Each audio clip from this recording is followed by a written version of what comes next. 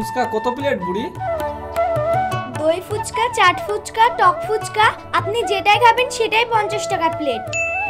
অন্যদিকে 30 টাকা প্লেট, তুমি 20 টাকা বেশি বলছো বুড়ি। কাকু, এটা হলো স্পেশাল ফুচকা, আর তাছাড়া দুদিন থেকে বেচা কিনা ঢিল চলছে।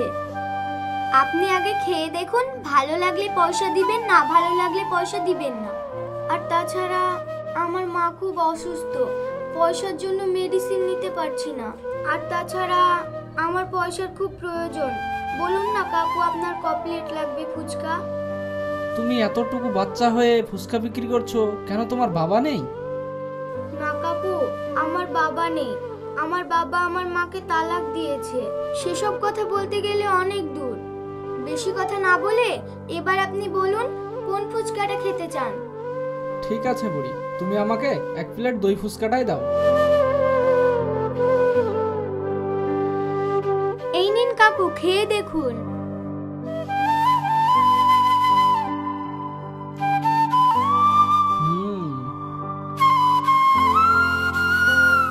খুব টেস্টি, খুব ভালো বানিয়েছো বুড়ি। আমি তোমার পয়সাটা স্ক্যানার করে দিচ্ছি। হ্যাঁ আচ্ছা, আপনি এখানে টাকাটা মেরে দিন।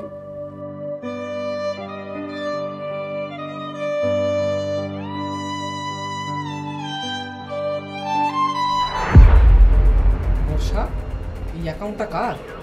আমার মায়ের। তোমার মায়ের নাম কি রানী চৌধুরী? হ্যাঁ কাকু।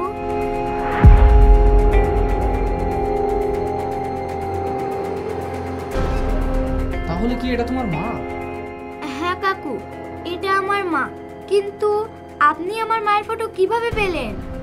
তুমি যেমন কিছুক্ষণ আগে বললে, এসব কথা জানতে গেলে অনেক দূর, তাই বেশি কিছু জেনে আর লাভ নেই। আমি কিছু টাকা দিচ্ছি, এই টাকা দিয়ে তোমার মায়ের জন্য ওষুধ কিনে নিও।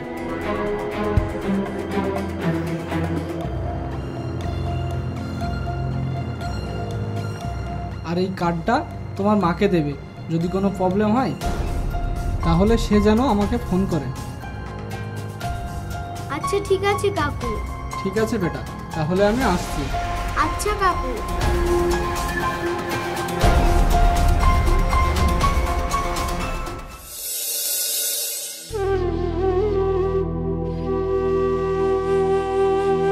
মা, আমি তোমার জন্য সব ওষুধগুলো নিয়ে এসেছি, তুমি টাইম মতো খেয়ে নিবে। এই ওষুধগুলো তুমি খেয়ে নাও, খুব তাড়াতাড়ি তুমি সুস্থ হয়ে যাবে। আর এখানে লেখা আছে কখন কোন ওষুধগুলো খেতে হবে। কিন্তু বর্ষা, তুমি এতগুলো ওষুধ কেনার টাকা কোথা থেকে পেলে? মা, আজকে আমার খুব বেচা কিনা হয়েছে। আমার যা ফুচকা ছিল সব বিক্রি হয়ে গেছে। মা, তুমি কান্না করছো কেন? আমি তো আছি। না রে মা, তুই যখন ছোট ছিলি ভগবান দুঃখ মারা চলে বেঁধে দিয়েছে তখন থেকে। আজ আমি তোর মা হয়ে যেটা করতে পারিনি, তুই এতটুকু বাচ্চা হয়ে আমার জন্য করছিস। আমি আর পারছি না রে মা, আমি আর পারছি না। মা, তুমি কান্না করো না। দেখবে ভগবান একদিন তোমার চোখের জলের দাম দেবে। সেদিন সব দুঃখ তোমার থেকে দূর হয়ে যাবে। হ্যাঁ রে মা, আমি ভগবানের কাছে এই প্রার্থনা করি, আমার মতো কপাল তোর যেন না হয়। মা, এসব কথা বলতে নেই। এবার তুমি ওঠো, দিয়ে ওষুধগুলো খেয়ে নাও।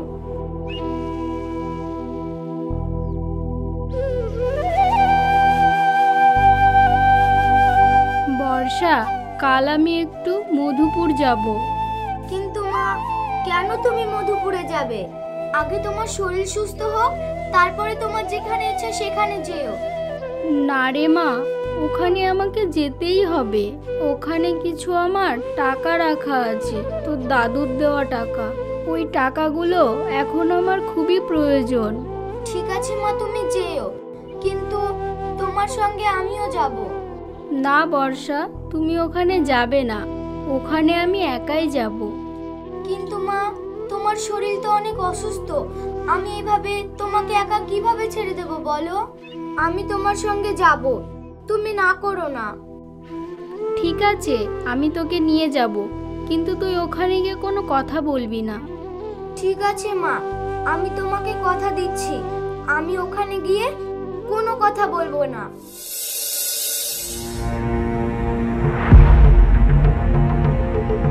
রানী, তুমি তা হঠাৎ কি মনে করে এলে? আমি এখানে কিছু টাকা রেখে গেছিলাম, ওই টাকাগুলো আমার এখন খুব প্রয়োজন, তাই আমি নিতে এলাম। ঠিক আছে, তুমি নিয়ে যাও, কিন্তু এতগুলো বছর হয়ে গেল, আজ তোমার টাকাগুলোর কথা মনে পড়লো? হ্যাঁ মান্না, আমার তখন টাকার প্রয়োজন ছিল না, কিন্তু এখন আমার টাকার খুব প্রয়োজন, তাই আমি এসেছি। মা, আমি মনে হয় আর বেশি দিন বাঁচবো না রে। এতে কিছু টাকা গোছানো আছে, তুই যেদিন খুবই বিপদে পড়বি সেই দিন এই টাকাটা খরচ করিস। তার সঙ্গে আমার কিছু কাপড়ও রাখা আছে আলমারিতে, সেগুলোও নিতে এসেছি। তুমি কি দেবে সেগুলো?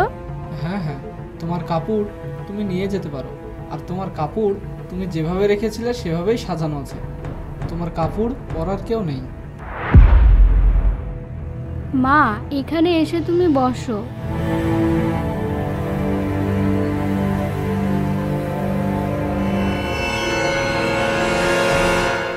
মা, এই আঙ্কেলই তো সেদিন আমাকে টাকাগুলো দিয়েছিল, যেগুলো দিয়ে তোমার জন্য আমি ওষুধ কিনে নিয়ে গিয়েছিলাম।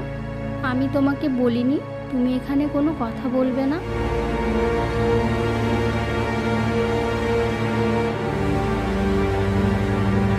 মানা, তুমি এত পাতলা হয়ে যাচ্ছ কেন? তুমি কি ঠিকমতো খাওয়া দাওয়া করছো না?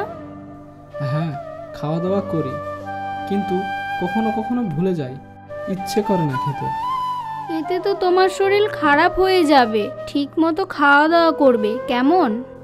হ্যাঁ, চেষ্টা করব খাওয়ার। রানী, তোমার হাতে ওটা কিসের দাগ? আসলে আমিও খুব অসুস্থ, শরীরটা খুব দুর্বল। রান্না করতে গিয়ে হাতটাই আমার পুড়ে গেছে। যখন আমরা একসঙ্গে ছিলাম তখন আমরা দুজন দুজনকে কিচেন শেয়ার করতাম। আসলে আমার অভ্যেস নেই তো, ও কোনো ব্যাপার না, ধীরে ধীরে শিখে যাব। দেখে শুনে কাজ করবে কেমন, কেননা আমি তো তোমার সঙ্গে সারা জীবন থাকতে পারবো না। ঠিক আছে, চেষ্টা করব, কিন্তু একটা কথা মানা, তুমিও তো ভালো রান্না করতে পারো না, তোমাকে কে রান্না করে দেয়? আসলে ইউটিউব দেখে বানিয়েছি, আর যেরকমই হোক না কেন ঝাল লবণ বেশি হলেও খেয়ে নিই।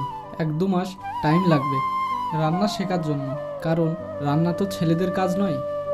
ঠিক আছে মানা, তাহলে আমি এখন আসি, তুমি তোমার নিজের খেয়াল রেখো।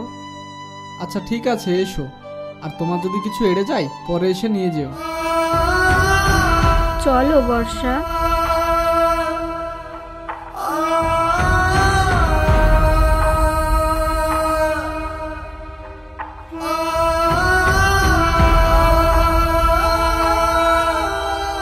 দাঁড়াও রানী, তোমার সঙ্গে আমার কিছু কথা আছে। আমি টাইম মতো খাই না, আমি টাইম মতো ওষুধ নিই না, আমি খাবার বানানো জানি না, আর আমি খাবার বানাতেও পারি না, খেতেও ইচ্ছে করে না। যেদিন থেকে আমি তোমাকে বাড়ি থেকে বের করে দিয়েছি সেদিন থেকে আমি খুব কষ্টে আছি। আমার থাকতে খুব কষ্ট হয় তোমাকে ছাড়া। রানী, আমার খুব কষ্ট হয় গো। সেদিন ভুলটা আমারই ছিল, তুমি পারো না আমাকে ক্ষমা করে দিতে? তুমি কাছে থাকতে আমি বুঝতে পারিনি, কিন্তু তুমি যেদিন দূরে চলে গেছো সেদিন থেকে তুমি না থাকায় কতটা যন্ত্রণা আমি তিলে তিলে বুঝতে পারছি। এখন আমি আমার ভুলটা বুঝতে পেরেছি। রানী, তুমি পারো না আমাকে ক্ষমা করতে? আজ আমি তোমাকে হাত জোড় করে বলছি, চলে যেও না তুমি আমাকে ছেড়ে। যা কিছু হয়েছে ভুলে যাও, তুমি আমাকে ক্ষমা করে দাও। চলো আগের মতো আমরা এক হয়ে যাই, প্লিজ তুমি আমাকে ছেড়ে যেও না।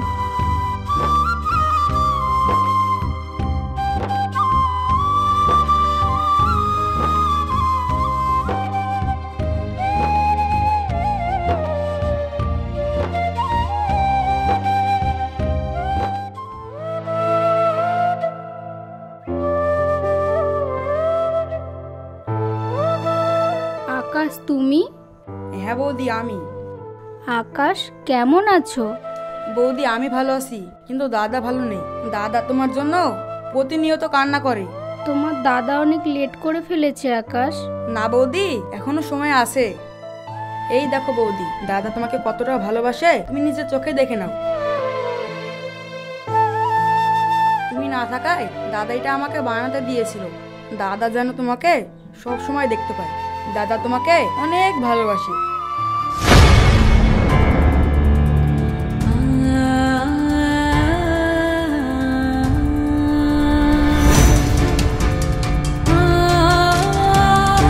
রানী, ভুল করে কিছু রেখে গেছো নাকি? হ্যাঁ, তোমাকে। আই লাভ ইউ রানী, আমি তোমাকে ছেড়ে আর কোথাও যাবো না।